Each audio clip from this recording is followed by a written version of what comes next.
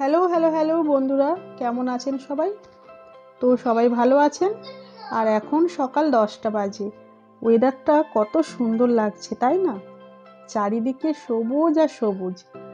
আজ এতটা ভালো লাগছে কারণ তাপমাত্রাটা খুব কম। আর সকালবেলার পরিবেশটা তো আমার ভীষণ ভালো লাগে। আপনাদের কেমন লাগে জানি না। সকালে নাস্তা হয়ে গেছে সবার, তো তার মধ্যে বাজার চলে এসেছে। তো আজকে বাজার থেকে কি আনা হয়েছে সেটাও তোমাদেরকে দেখাবো। তো অনেক দিন ধরে না এই কড়াই শাকটা খাওয়া হয়নি, তাই আজ এই কড়াই শাকটা বাজার থেকে আনা হয়েছে। তবে কখনো রান্না করিনি এই কড়াই শাকটা, শুনেছি ভীষণ টেস্ট। তো এইভাবে শাকটা কেটে নেওয়া হচ্ছে আর উপরের অংশটা ফেলে দেওয়া।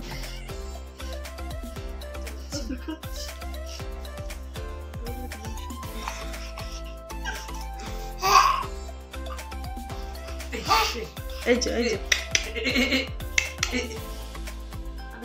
চশমা পরা ভিডিও দেখেছিস?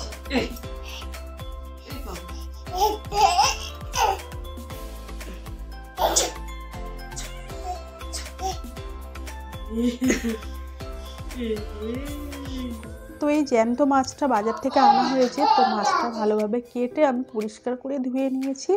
সামান্য লবণ আর হলুদ দিয়ে মাছটাকে আমি ভেজে নিচ্ছি। আর এটা রান্না করবো আমি ফুলকপি দিয়ে। তো এপাশে ফুলকপি আর আলুটা হালকা লবণ আর হলুদ দিয়ে ভেজে নিলাম। তো ভেজে নিয়ে রান্না করলে না কপিটা ভীষণ সুন্দর টেস্ট হয়। তো যেহেতু মাছ দিয়ে রান্না করব, এই দেখুন মাছগুলো আমার ভাজা হয়ে গেছে। মাছটা রান্নার জন্য মশলাগুলোকে খুব ভালো করে কষিয়ে নিয়েছি। তো আমার মশলা কষানো কমপ্লিট হয়ে গেছে। এবার আমি ভেজে রাখা ফুলকপিগুলো দিয়ে দিলাম। এরপরে একটু মটরশুঁটিও দিয়ে দিলাম। কপিটা খুব ভালো করে কষিয়ে নেওয়া হয়ে গেছে। এবার আমি পরিমাণ মতো জলটা দিয়ে দিয়েছি। এর সাথে আমি মাছগুলোও দিয়ে দেবো এবং কিছুটা মাছের ডিম ভাজা ছিল সেইগুলোও দিয়ে দিলাম। তো আমার রেসিপিটা প্রায় রেডি।